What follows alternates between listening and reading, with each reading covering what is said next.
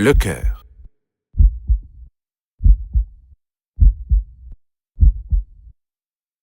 Notre cœur est un muscle puissant. Il alimente en sang tout le corps, tous les organes et toutes les cellules de la tête aux pieds. Il bat pendant toute une vie sans faire la moindre petite pause, même pas une fois. Une bouteille d'eau a une contenance de 1 litre. Dans le corps, le cœur pompe l'équivalent de 5 bouteilles d'eau par minute. Pour y arriver, le cœur d'un adulte doit battre entre 60 à 80 fois par minute. Et chez l'enfant, le cœur bat encore plus vite.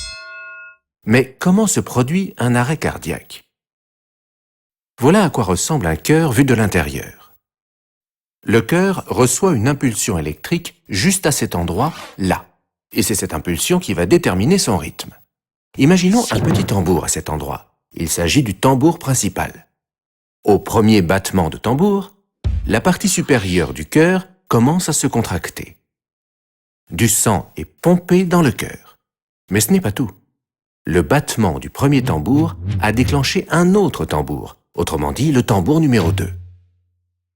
Et ce deuxième tambour déclenche à son tour plusieurs autres tambours. Lorsque ces autres tambours se mettent à battre, c'est au tour de la partie inférieure du cœur de se contracter. Le sang est alors envoyé dans le corps et les poumons. Puis, le premier tambour bat une nouvelle fois, et tout recommence depuis le début.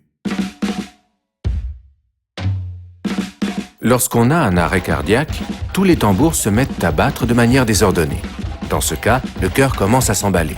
Il ne peut plus se contracter et se dilater correctement.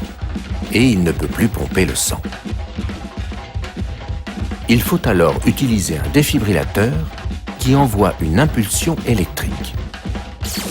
Les tambours s'arrêtent. Le cœur peut ainsi retrouver son calme. Il cesse de battre de façon désordonnée.